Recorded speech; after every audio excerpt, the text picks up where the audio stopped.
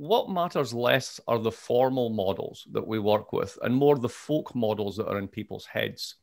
That's what politicians ultimately have, and that's what they respond to. And I'll give you a couple examples of this.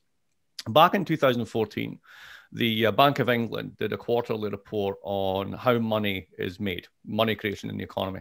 And they basically said, yeah, it's endogenous money. The loanable funds theory is pretty much crap.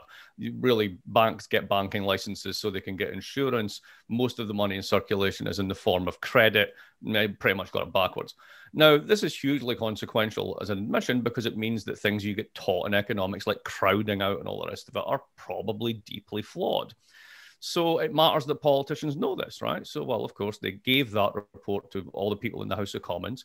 And then a couple of years later, someone went along and kind of pop quizzed them and said, how's money made? And they're like, well, grandma goes and puts her money in the bank. And then that's loaned out to a firm. So you didn't break the folk model. Right? You can have all the kind of technical knowledge you want. You can have that debate inside the academy and inside policymaking circles.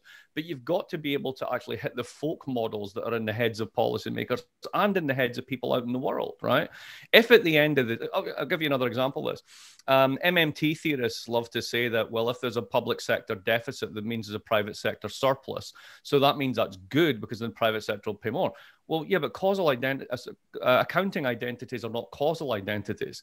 If you go to Germany, for example, German economists love to point out that the 1979 and 1981 economic advisors reports pointed out that when there was a large budget deficit in Germany, the public saved more rather than spent more. What matters is the behavioral response. And what is it that's priming the behavioral response? It's the folk models in your head, not the formal models that we write down.